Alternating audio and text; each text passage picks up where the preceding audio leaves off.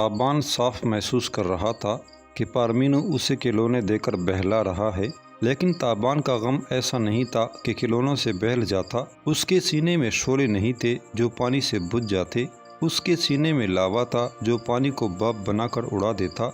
उसने ईरानी दोशीज़ाओं के जहद शिकन हुस्न की तरफ आंख उठाकर भी नहीं देखा, न ही दीगर तफरीहात में उसे कोई दिलचस्पी महसूस हुई।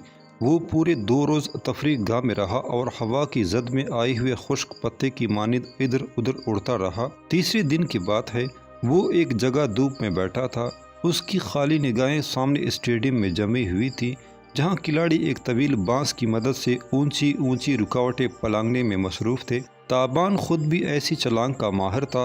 उसे याद आया कि वो गार जनूब के कैद खाने से भी अपनी इसी महारत के सबब निकल सका था। तहम गार जनूब के कैद खाने से रिहाई उसके लिए उम्र कैद का सबब बन गई थी। वो मार्शा के तेज़ बहदफ हुस्न से घायल हो गया था और अपनी काटी हुई जंजीरें खुद अपने हाथों से पहनने पर मजबूर हो गया था।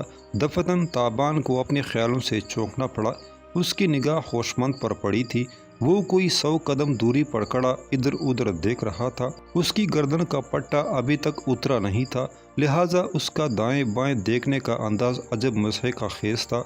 गर्दन घुमाने की बजाय वो पूरा घूमता था और ऊपर नीचे देखने में सख्त अजियत महसूस करता था। ताबान को फ़ौरन ख्याल गुजरा कि होशमंद उसे तलाश कर रहा है। वो अपनी जगह से उठा और होशमंद के पास पहुंच गया। ताबान को देखकर होशमंद की आंखों में चमक आ गई। उसने गहरी सांस भरकर कहा, गालिबन मेरी कोई नेकी काम आ गई है, वरना तुम्हें ढूंढ ढूंढ कर मेरी गर्दन का झटका हो जाना था। क्यों, खैरियत है? ताबान ने आम से लहजे में पूछा। होशमंद के चेहरे पर एकदम संजीदगी गालिब आ गई। वो बोला, गालिबन तुमने दिमाग से काम लेना छोड़ दिया है। खैरियत होती तो यूं अकड़ी हुई गर्दन के साथ तुम्हें ढूंढने क्यों निकल खड़ा होता। मेरे भाई, खैरियत नहीं है गालिबन। मैंने आज सुबह पड़ाव में एक शख्स को देखा है और उसे देखकर सीधा तुम्हारी तरफ दौड़ आया हूँ गालिबन। किसको देख लिया है? ताबान ने पूछा। होशमंद ने जवाब देने के बजाय उल्टा सवाल किया, सरदार शलाल के बारे में तुम क्या जानते हो? मेरा मतलब है, आखिरी बार तुम उसे कब मिले थे गालिबन? ताबान ने जहन पर जोर देते हुए कहा, मिला तो उसी वक्त था जब कोरा को उसके चुंगल से छुड़ाया था और उसे पकड़कर सालार आजम के हवाले कर दिया था। होशमंद बोला, इसके बाद शलाल के साथ क्या हुआ, तुम्हें कुछ मालूम है? हाँ, दमिश्क से रवाना होने से चंद रोज़ पहले मैंने सरदार बतलीमूस से मालूम किया था। उन्होंने कहा कि शलाल की जान बख्शी का कोई सवाल ही पैदा नहीं होता। उसकी मौत का फैसला अटल है। चंद रोज़ तक उसे किसी इबरतनाक तरीके से सजाए मौत दी जाएगी। यानी तुम्हारा ख्याल है कि शलाल इस वक्त तक कैफरे किरदार को पहुंच चुका है? यकीनन ऐसा ही होना चाहिए, क्योंकि वो एक बागी और मफरूर कातिल था। होशमंद ने इंकिशाफ अंगेज लहजे में कहा, मैं उस बागी और मफरूर कातिल को अभी जिंदा सलामत देख कर आया हूँ। वो सालार आजम की हिदायत पर दमिश्क गया हुआ था। वहाँ के आहन गरों से जंगी घोड़ों की 10,000 नालें बनवा कर लाया है। क्या कह रहे हो? ताबान का मुंह हैरत से खुला रह गया। गालिबन मैं फ़ारसी ही बोल रहा हूँ और गालिबन तुम्हारे कान भी बहरे नहीं है और नहीं गालिबन मेरी निगाह कमज़ोर है। तुम्हारा और कोरा का ख़तरनाक तरीन दुश्मन इस वक्त जिंदा सलामत पड़ाव में मौजूद है। ये कैसे हो गया? ताबान की बेबना हैरत बरकरार थी। ताबू, ये गालिबन कोई बहुत गहरी साजिश है। मुझे जो सबसे अहम बात मालूम हुई है वो ये है कि सालार आज़म सिकंदर से शलाल की जान बख्शी करने वाला वही तीसरी सरदार फलार रोज़ है। सिकंदर ने उसे मौका दिया था कि वो 3 बार अपनी बात मनवा सकता है। उसने सिकंदर से जो पहली दरख्वास्त की वो शलाल ही के बारे में थी। उसकी कोशिश से शलाल, जो मौत के मुंह में पहुंच चुका था, वापस पलट आया और अब वो बड़े तमतराक से लश्कर में दंदना रहा है। मुझे ये भी मालूम हुआ है कि सरदार शलाल और फराल रोज़ में पुरानी शनासाई है। जंग कायरूनिया के मौके पर वो दोनों एक ही दस्ते में थे और इससे पहले गालिबन एथेंस में भी उन्होंने काफ़ी वक्त एक साथ गुजारा है। ताबान के जहन में चिंगारियां सी छूट रही थी। होशमंद ने जिस साजिश का ताना बाना उसके सामने बिखेरा था वो अब कुछ कुछ ताबान की समझ में आ रही थी। इसका मतलब था कि शहजादी मार्शा से उसकी दूरी कोई इत्तेफाकी वाक़या नहीं थी। ये एक सोची समझी साजिश का हिस्सा था। ये दुश्मनी की वो अमर बेल थी जो एक नन्ही कोंपल से परवान चढ़ी थी और अब हर शय को अपनी लपेट में ले रही थी। اس کا جسم جوالا مکی کی زد میں آ گیا، آنکھوں میں وہی برق کھولنے لگی جو اسے انسانیت سے دور اور حیوانیت سے قریب تر لے آتی تھی۔ ہوش مند بغور اس کے چہرے کا اتار چڑھاؤ دیکھ رہا تھا۔ اس نے تابان کا بازو تھام لیا۔ تابان نے ایک جھٹکے سے بازو چھڑایا اور تیزی سے سالار پارمینو کے مکان کی طرف بڑھا۔ وہ سالار پارمینو سے کیا کہے گا اور اس کے بعد کیا کرے گا اسے کچھ معلوم نہیں تھا، بس اتنا معلوم تھا کہ آج سردار شلال زندہ رہے گا اور نہ وہ سکندر کا چہیتا فرار روز جس نے شہزادی ماشا کے چہرے پر میلی نگاہ ڈالی تھی اور اس کے سراپا کو اپنی ناپاک سوچوں کے جال میں جکڑا تھا۔ جو ہی وہ جھیل کے کنارے پہنچا اس نے سالار پارمینو کو دیکھا۔ وہ اپنے 3 گھڑ سواروں کے ساتھ بڑی تیزی سے پڑاؤ کی طرف جا رہا تھا۔ تابان اس سے کافی فاصلے پر تھا، پھر بھی پارمینو کے چہرے پر چھائی ہوئی پریشانی اور بدحواسی اس سے چھپی نہ رہ سکی۔ تابان کی چٹی حس نے پکار کر کہا کہ یونانی فوج کے پڑاؤ میں یقیناً کوئی انہونی ہو چکی ہے۔ وہ چند لمحے اپنی جگہ متذبذب کھڑا رہا، پھر اس نے قریب کھڑے ایک گھوڑے کی راسیں کھولیں اور چھلانگ لگا کر اس پر سوار ہو گیا۔ جو ہی ایڑ لگی گھوڑا تیزی سے آگے بڑھا۔ ہوش مند زور زور سے چلانے لگا، تابو رک جاؤ رک جاؤ۔ تابان نے پکار کر کہا، میرے پیچھے آؤ ہوش مند۔ لیکن میرا گھوڑا، ہوش مند نے گٹی گٹی آواز میں کہا۔ پارمینو اور اس کے ساتھی بہت تیز رفتاری سے جا رہے تھے۔ تابان مشکل ان کا تعاقب کر پا رہا تھا۔ جھیل سے قریباً 10 اسٹیڈیم آگے آ کر پارمینو دریا کی جانب مڑ گیا۔ تابان نے بھی اپنے گھوڑے کا رخ دریا کی طرف پھیر دیا۔ جلد ہی انہیں دریا کا چمکتا دمکتا شفاف پانی دکھائی دینے لگا۔ تابان نے دیکھا دریا کے کنارے گھنے درختوں میں چھوٹا سا مجمع نظر آ رہا ہے۔ چند فوجی گھوڑا گاڑیاں کھڑی تھی اور مسلح پہرادار تلواریں اوریاں کیے یہاں وہاں گھوم رہے تھے۔ تابان نے پہلے تو گھوڑا روک لینے کا سوچا، لیکن پھر ارادہ بدل کر پارمینو وغیرہ کے ساتھ ہی موقع پر پہنچ گیا۔ یہاں ایک لرزاخیز نظارہ ان کا منتظر تھا۔ دریا کے عین کنارے زمین پر چند لاشیں پڑی تھی۔ لاشوں کو چادروں سے ڈھانپ دیا گیا تھا۔ چادروں پر خون کے بڑے بڑے دھبے تھے جن سے ظاہر ہوتا تھا کہ مرنے والوں کو تیز دھار آلوں سے قتل کیا گیا ہے۔ قریبی درختوں پر مرنے والوں کے لباس اس طرح ٹنگے ہوئے تھے، صاف ظاہر تھا کہ بدنصیب افراد دریا میں نہانے کے لیے اترے ہوئے تھے۔ وہ قطعی غیر مسلح تھے، لہٰذا جب گھڑ سوار حملہ آور ان پر جھپٹے تو وہ لقمہ تھر ثابت ہوئے۔ ابھی دریا میں مزید لاشوں کی تلاش جاری تھی۔ یونانی فوج کے تربیت یافتہ غوطہ خور یہاں وہاں ہاتھ پاؤں چلا رہے تھے۔ سالار پارمینو گھوڑے سے اتر کر تیزی سے لاشوں کی جانب گیا۔ اس نے قریب کھڑے شخص سے چند باتیں کی، پھر جھک کر ایک لاش کے چہرے سے کپڑا ہٹا دیا۔ چہرہ سامنے آیا تو تابان بری طرح چونک گیا۔ وہ لاش سے قریباً 20 قدم کے فاصلے پر تھا، لیکن اسے اپنی نگاہ پر پورا بھروسہ تھا۔ مرنے والا فرال روز ہی تھا۔ اس کی پیشانی پر تلوار کا ایک گہرا گھاؤ نظر آ رہا تھا اور خون اس کے بھیگے بالوں کے نیچے سے بہتا ہوا رخساروں اور گردن پر جم گیا تھا۔ تابان حیران کھڑا رہ گیا۔ فرال جو چند دن پہلے تک زندگی کی امنگوں سے بھرپور ایک جوشیلا نوجوان تھا، اس وقت اپنے ہی خون میں نہایا ہوا فرش خاک پر بے سدھ پڑا تھا۔ فرال پر اور اس کے ساتھیوں پر کیا سانحہ گزرا تھا، فوری طور پر تابان کی سمجھ میں کچھ نہیں آیا۔ اس نے دیکھا کہ فوج کے ماہر کھوجی موقع سے شہادتیں ڈھونڈنے کی کوشش کر رہے ہیں۔ کچھ لوگوں سے پوچھ گچھ بھی کی جا رہی تھی۔ یہ زیادہ تر مقامی دھوبی اور مچھیرے وغیرہ تھے اور واردات کے بعد یہاں جمع ہو گئے تھے۔ سالار پارمینو نے فرال کے بعد دوسری لاشوں کے چہرے بھی دیکھے۔ وہ کچھ دیر کھوجیوں سے اس بارے میں گفتگو کرتا رہا، پھر اپنے تیز رفتار گھوڑے پر بیٹھ کر موقع سے روانہ ہو گیا۔ اس کا جھریاں برا چہرہ غم آمیز فکر میں ڈوبا ہوا تھا۔ تابان ہجوم کے درمیان کھڑا تھا، لہٰذا پارمینو کی نگاہ اس پر نہیں پڑ سکی۔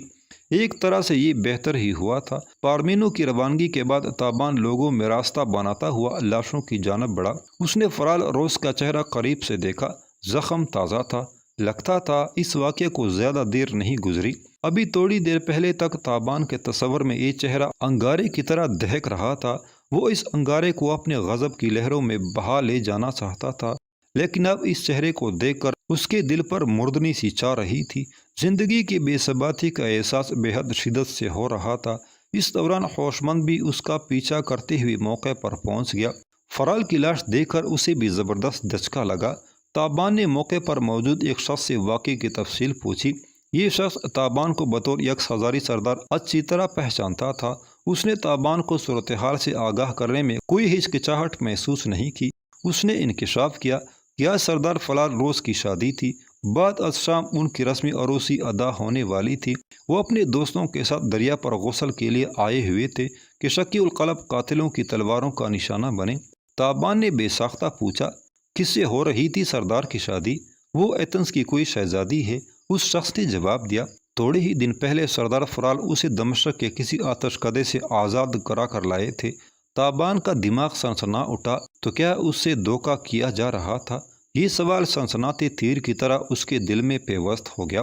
اس کا مطلب تھا سالار پارمینو اسے یہاں بہلانے میں مصروف تھا اور وہاں پڑاؤ میں شہزادی مارشا کو فرال روز کی سیج پر بٹھایا جا رہا تھا۔ کتنا بڑا فریب تھا یہ! کیا سالار اعظم سکندر بھی اس فریب میں شامل تھا؟ یہ سوال تابان کے لیے سب سے زیادہ اذیت ناک تھا۔ موقع پر موجود لوگوں سے تابان کو پتہ چلا کہ حملہ آور اپنے حلیے سے کسی عبادت گاہ کے خدام نظر آتے تھے۔ انہوں نے ایک جیسے گیروا لباس پہن رکھے تھے اور چہروں پر اسی رنگ کے نقاب تھے۔ فرال روز اور اس کے ساتھیوں کو مارنے کے بعد وہ کافی دیر موقع واردات پر اپنی تلواریں لہراتے رہے اور نعرہ زنی کرتے رہے۔ ایک شخص بار بار چلا رہا تھا، ہماری دیوی دیوتاؤں کی بے حرمتی کرنے والے اسی طرح خاک و خون میں لوٹیں گے۔ جو ہمارا مجرم ہوگا ہم اسے یونانی لشکر کے اندر سے بھی کھینچ لائیں گے۔ تابان کا دھیان فوراً دمشق کے معبد اور 5 مقدس ارواح کے پیروکاروں کی طرف گیا۔ آج سے چند روز پہلے تک مارشا وہاں مہادیوی کی حیثیت سے موجود تھی۔ اس کے تصور کی پرستش ہوتی تھی اور اس کے قدموں میں جبینیں جھکتی تھی۔ آج وہی مارشا ایک فوجی سالار کی بیوی بنائی جا رہی تھی۔ یقیناً مقدس ارواح کے پیروکاروں کو یہ صورتحال قبول نہیں ہوئی تھی۔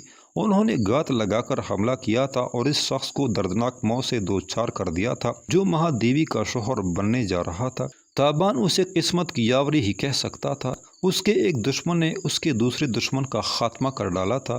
اگر ان دونوں دشمنوں کا ٹکراؤ نہ ہوتا تو یقیناً اب تک تابان اپنی زندگی کے سب سے بڑے المیہ کا شکار ہو چکا ہوتا۔ وہ اس تفریح گاہ میں بیٹھا جھیل کے اندر تیرتی بطخوں کو دیکھتا رہتا اور جہاں اسوس میں شہزادی مارشا کسی کی دلہن بن جاتی اس کے سینے میں غضب کا سمندر ہلکوڑے لینے لگا۔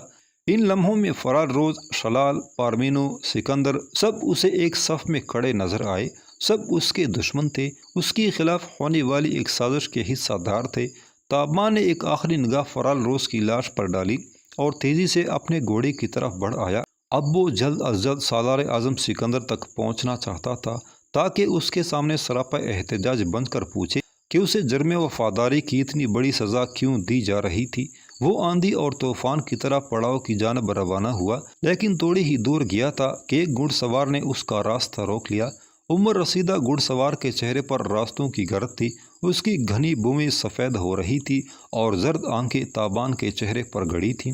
اسے پہچاننے میں تابان کو زیادہ دیر نہیں لگی۔ وہ روختاس تھا۔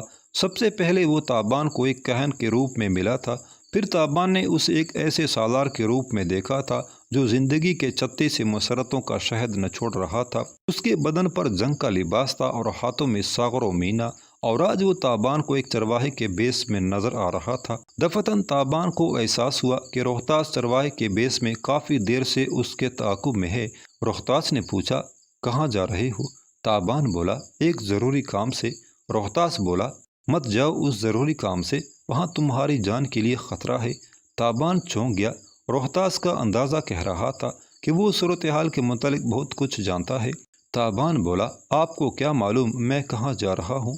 روختاس نے جواب دیا، مجھے معلوم ہے اور وہ بھی معلوم ہے جو تم نہیں جانتے۔ آؤ میرے ساتھ، میں تمہیں بتاتا ہوں سکندر کے دربار میں تمہارے ساتھ کیا پیش آ سکتا ہے۔ روختاس کے لب الہجے میں نہ جانے کیا بات تھی کہ تابان نے اس کے سامنے خود کو بے بس محسوس کیا۔ اس دوران ہوشمند بھی گھوڑا بگاتا وہاں پہنچ چکا تھا۔ روختاس ان دونوں کو ساتھ لے کر درختوں کے جھنڈ میں لے گیا اور وہاں سے ایک تنگ راستہ اختیار کر کے آگے بڑھنے لگا۔ تھوڑی ہی دیر بعد وہ ایک چراگاہ میں پہنچے۔ اونچے نیچے ٹیلوں پر بھیڑ بکریوں کے کئی ریوڑ گھوم رہے تھے، کہیں کہیں خیمے بھی تھے۔ ان خیموں سے باہر چرواہے اور چرواہیاں ٹولی کی صورت میں بیٹھے تھے۔ روختاس تابان اور ہوشمند کو لے کر ایک ٹیلے پر واقع الگ تلگ خیمے میں آ گیا۔ تابان نے دیکھا اس خیمے میں ایک چرواہا ناکافی لباس پہنے ایک کونے میں سکڑا سمٹا بیٹھا ہے اور سردی کے سبب تھر تھر کانپ رہا ہے۔ روختاس کے جسم پر یقیناً اسی چرواہے کا لباس تھا۔ روختاس کا اپنا جنگی لباس ایک محفوظ گوشے میں رکھا تھا اس خیمے میں تابان اور اختاس کے درمیان تا دیر گفتگو ہوئی۔ مٹی کی انگیٹھی میں کوئلے دہک رہے تھے، روزن میں سے دور دور تک دھواں دھواں چراغاہ کے مناظر نظر آتے تھے۔ اختاس کہنے لگا، تم ٹھیک نتیجے پر پہنچے ہو تابان، یہ ایک گہری سازش ہے۔ سردار شلال سے تم دشمنی مول لے چکے ہو، اور سردار شلال فرال روز کا دیرینہ دوست تھا۔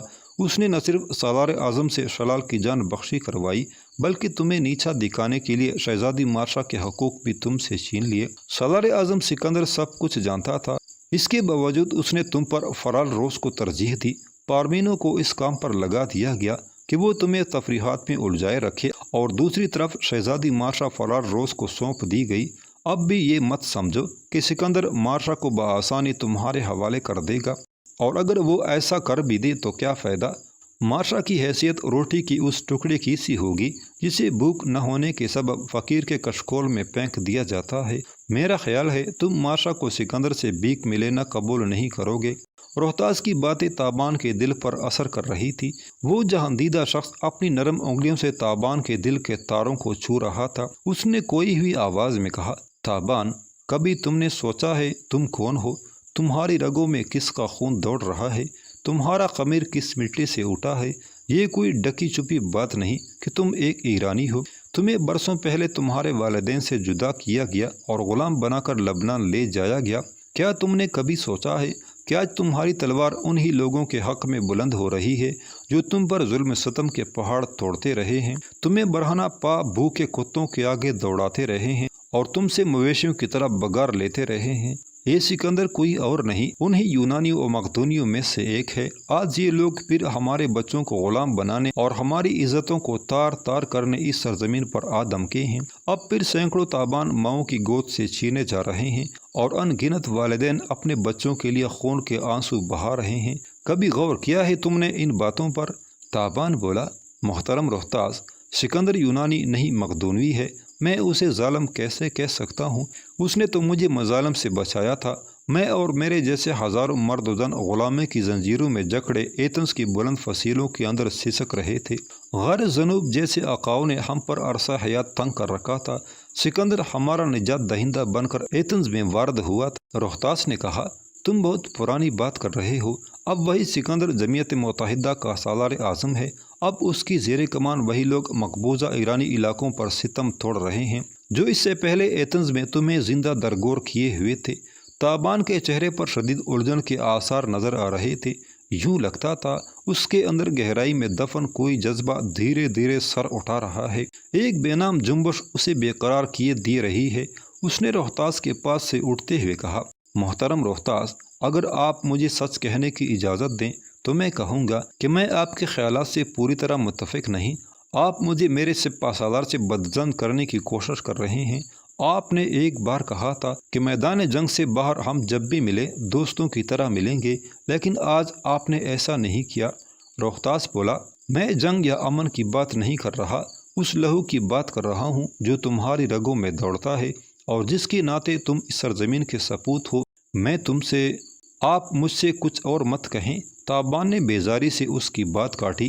پہلے میں آپ کے اس الزام کی تصدیق کر لوں کہ سردار شلال نے میرے خلاف جو سازش کی تھی اس میں سالار اعظم بھی شریک تھے۔